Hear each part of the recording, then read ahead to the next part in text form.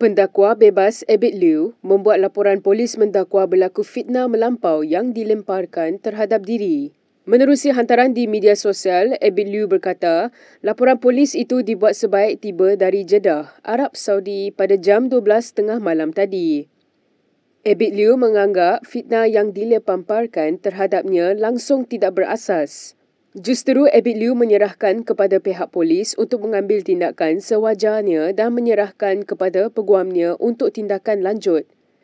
Hantaran itu dimuat naik bersama sekeping gambar dirinya memegang salinan laporan polis di hadapan pintu Balai Polis USJ 8 di Subang Jaya. Hantaran itu bagaimanapun tidak menyebut tentang fitnah melampau yang didakwa dilemparkan itu. Bagaimanapun, laporan polis itu dipercayai berkaitan satu rakaman wawancara bersama seorang wanita dari negara jiran yang pernah mendapat pertolongannya. Wanita itu mendakwa menjadi mangsa gangguan seksual seorang pendakwa bebas terkenal dari Malaysia ketika kali pertama tiba di Malaysia tahun ini.